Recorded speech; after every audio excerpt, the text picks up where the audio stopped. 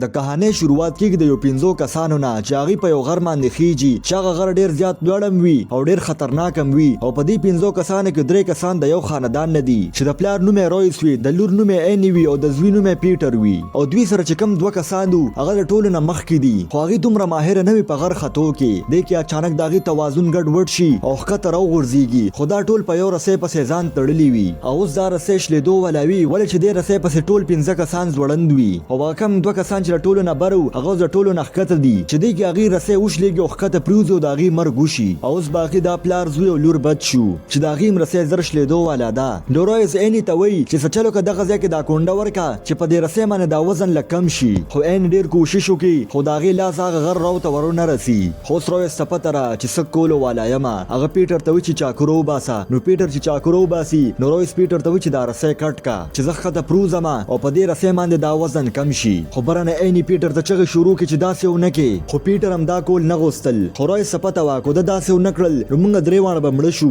نو هغه پیټر ته وایي چې تا ته پته ده که تا داسې ونه کړل موږ 3 واړو ته خطره ده چې هغې نه پس پیټر مجبورن هغه رسۍ کټ کړي او د رویس مرګ وشي او رویس د خپلو بچو بچکولو دپاره د خپل ځان قرباني یې ورکړه او د دې حادثې 3 کاله تیر شي او پیټر هغې نه پس کلم په غر نی ختلی او هغه یو چینل سره کار کوي چې هلته هغه کیمرامین وي او هغې نه پس پیټر د خپل ټیم سره پاکستان ته راشي چې هلته یو ټیم به کیټو غر ته خیږي او کیټو په دنیا کې په 2م نمبر د ټولو نه غټ غر دی او پیټر ته پته وه چې په هغې کې زما خور هم ده ولې چې این اوس یو ډېره پروفیشنل ماونټین کلایمبر یعنې غر خطو والا وي او هغه ډېره زیاته مشهور هم وي او هغې نه پس پیټر خپلې خور له لاړ شي خو این اوس هم د هغه نه خفه وي ولې چې د هغه د خپل پلار د مرګ ذمیوار پیټر ګڼي او اوس په 15 کسان په کیټو غر باندې خیږي چې هغې کې این هم ده هغې نه پس موږ یو ایلیټ نومې سړی وینو چې هغه ډېر زیات مالداره سړی وي او اوس چې دوی په کوم ورځ په کیټو غر باندې خیږي د هغې نه یو ورځ مخکې دوی پارټي وکړي چې هغه ځای کې یو ویک نومې سړی راشي چې هغه په کیټو غر باندې ختلی وي او هغه ته د دې کیټو غر باره کې ډېر معلومات وي نو هغه ایلیټ ته وایي که د غر خطو په دوران کې موسم خراب شو نو ته به بیا څه کوې نو دلته ورته ایلیټ وایي چې موږ سره موسمیاتو ماهرین دي 2 ورځو پورې موسم بالکل ټیک وي او ایلیټ ورته دا وایي چې په ټیم کې کم بهترین وي هغه د ټیم لیډر وي او زموږ د ټیم لیډر ټوم وي ولې چې هغه ډېر زیات ماهر دی په غر خطو کې په سبا باندې موږ هغه 15 کسان وینو چې هغې په کیټو غر باندې ختل شروع کړي دي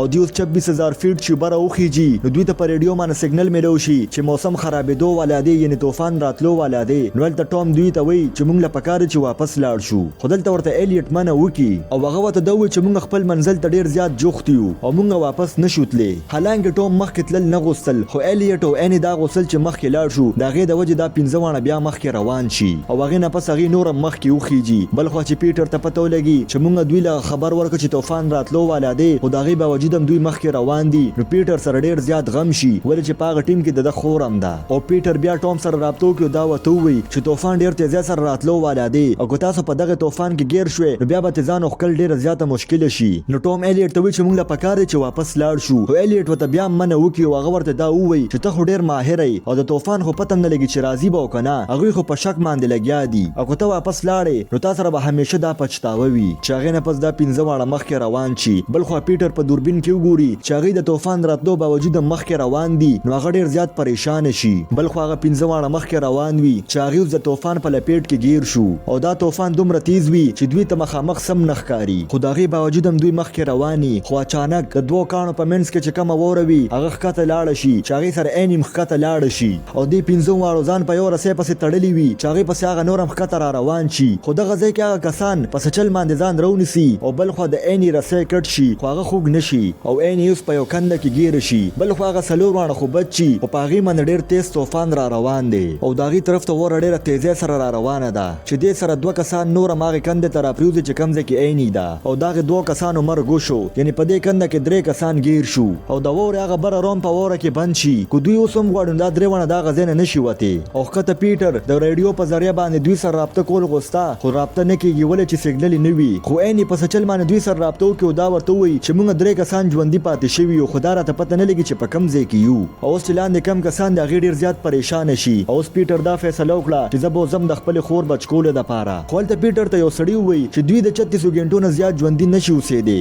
ولې چې هغوی سره وسایل هم کم دي او یخني هم ډېره زیاته ده او تاسو ته پته هم نشته چې هغوی په کوم ځای کې ګیر شوي دي او که پته هم راته ولګي نو هغه واوره به څنګه کنوې دا ټول خلک پاکستاني آرمي له لاړ شي چې آرمي والا دوی له یو بوم ورکړي چې د هغې په مدد باندې به دوی هغه مضبوط کاڼي ماتولی شي خو اوس پیټر سره څوک هم هم د تلو د پاره راضي نه وي ولې چې دا سفر ډیر زیات خطرناک دی خو د ایلیټ کمپنۍ والا د خلکو ته وی او که څوک هغه ځای ته لاړل او دغه درې وانه بچ کړل نو مونږ به ول $50,000 ورکو چې د پیسو وورو نو دا غینه پس یو ټیم جوړ شي د پیټر سره تلو د پاره او د تلو نه مخکې سکسان پیټر ته وی چې تاسو په خپل سفر کې وې کم ځان سره شامل کې وې کاغه بوډا سړی وي چې پاول کې دوی ته وی چې موسم خرابېدو والا دی او دا تاسو لپاره ډیره غټه خطر ده دراصل څلور کاله مخکې نه د امریکای کسان پکېټو غر باندې ختلیو چې هغه په دې طوفان کې گیر شو چې پاغه کسانو کې د وک خزم وي نو چې وک ته د دې باره کې پته ولګي نو هغه د دې بچکولو پسې ور روان شي خو دا غي باوجود هم هغه درې کسان بچ کی چې داغه د خپل ګوتم سړی شوی وي خو هغه اوس هم پاغه غر باندې خېږي د خپل خزه تلاش کولو د پاره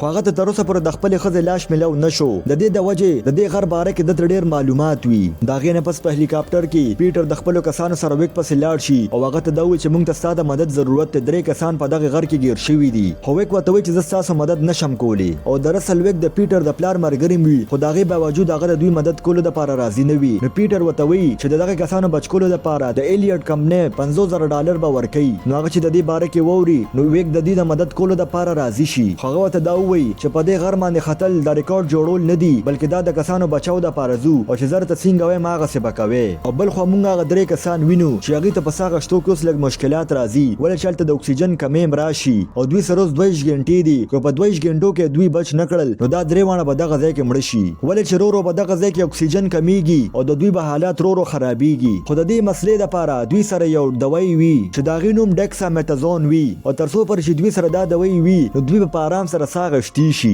خو دوی سره دوايم کموي ولې چې د ټولو نه زیات د ټوم حالات خراب دي هغه د بره نه راغورځېدو نه هغه زخمی ډیر زیات دی او د راغورځېدو په ټایم کې داغه نه بیګه مرګ شي د دې د وجه هغه سره دوايي نه وي خو عیني د ټوم مدد کول غوښتل خو دلته ورته ایلیټ وی چې ټوم له د دوايي ورکول ضرورت نشته هغه سم مړ کېدو والا دی او د دې دوايي موږ ته زیات ضرورت دی خو عیني داسې نه غوښتل هغه د ټوم مدد کول غوښتل هغه نه پس هغه ټوم له خپل دوايي ولګي او دا دوه خو د ایلیټ د وجه گیر شوی دی خو د ایلیټ د دې دوه د ژوندۍ پروا نشته هغه سره خپل ځان بچکول غواړي ولې چې داغه خپل ژوندۍ ډیره زیاته خوخه ده بل خو پیټر وک او هغه سره څلور کسان نور وي د هلیکاپټر په مدد باندې لګ بره غر ته وخیږي او دوی به نور سفر پیدل کوي د دې د وجه دوی درې ټیمه جوړ کړي او پاره کې دوه کسان وي چې په مختلف لارو باندې لاړ شي او هغه کسان را پیدا کی او پیټر سره وک وي چې دا دوه په غر باندې بره خيږي او پیټر ډیر وخت پس په غر باندې خيږي ولې چې د پلار د حادثې نه پس دی هغه نه پس غر باندې نه ختلې خو دې چې په غر باندې خيږي صرف د خپل خور بچکولو د پاره او اوس وک هغه سره رابطو کې ورته دوی چې موږ زر تاسو بچکولو والایو خو د وک بالکل الیټ نه خو خپل چې الیټ یو ښه انسان نه وي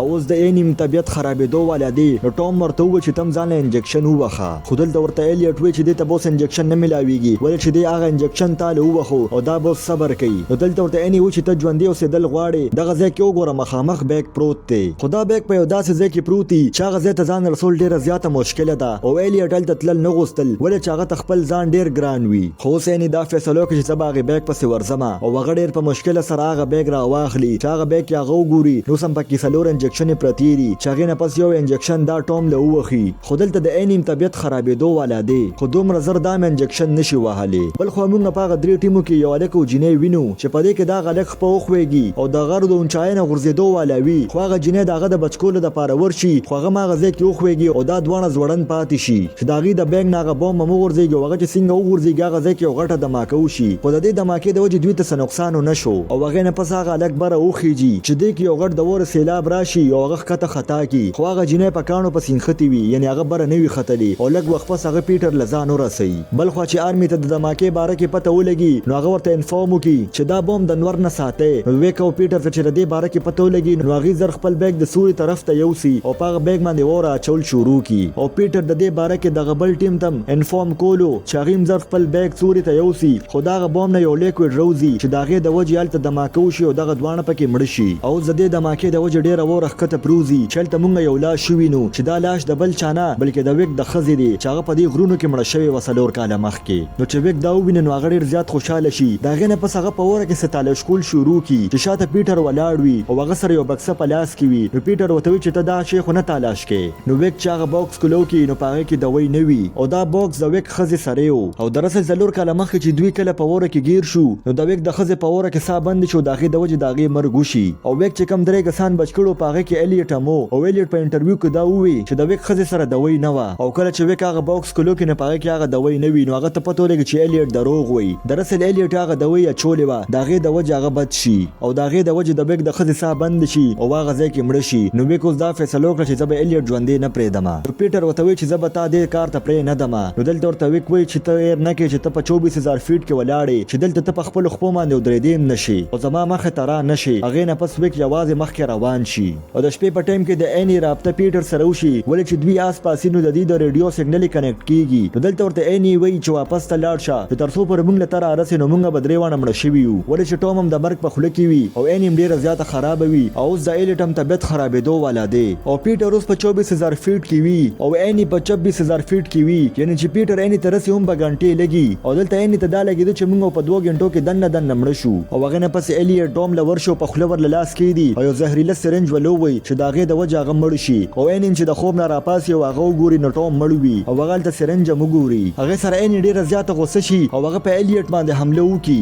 دې کې اچانک د بره نه لږه شان وره راپروزي چې هلته یو وړوکی شان رو ښکاره شي چې د هغه ځای نه روشنایي راځي خو دا رو دومره غټ نه وي چې دوی پکې بهر وځي او دوی به څه نشان پرېږدي چې هغه ځای ته کم قسم راورسي چې هغې ته پته ولګي چې دلته دوی د وورې د لاندې ګیر دي. د دې د وجې ایلیټ د ټوم نه لږه شان وینه واخلي او په یو بیگ کې واچي او بره یې خطا کې چې هلته یو بلاست وشي چې هغه وینه خوره شي او بل خوا موږ پیټر وینو چې هغه ډېر په خطرناک لارو را روان ولې چې هغه شورټ کټ وي او لږ وخت پس هغه ځای کې هغه وینه وویني نو هغه پوه شي چې دغه ځای کې دوی ګیر دي او هغې نه پس هغه هلته یو بلاست وکړي چې هلته هغه ټوله وره لر شي او اوس د ایني حالت بالکل خراب وي او هغه بېهوش هم وي چې زر پیټر هغې طرف ته رسۍ ورښکته کړي او ایلیټ زر هغه رسۍ پسې وتړي. اوس دا بره راخېجول دومره آسان نه وي او دوی ورو باندې ایني بره راخېجول شروع کړي خو دوی چې کوم د رسۍ په مدد باندې دا راخېجوي هغه دوی یو هوک پسې تړلی وي چې هغه هوک ورو راوځي خو هغه هوک په خپل باندې څوک واپس خښ کړي او دا بل څوک نه بلکې ویک وي چې دوی ایني واپس ښکته کېږدي او ښکته ویک لاړ شي خو پیټر داسې نه غوښتل خو د هغې باوجود هم ویک ښکته لاړ شي خو هغه ځای کې په ایلیټ حمله وکړي ولې چې هغه ته پته وه چې زه د ده د ښځې د مرګ ذمېوار یم او ویک په ما دلته مړ کړي خو ویک هغه مړ نه کړي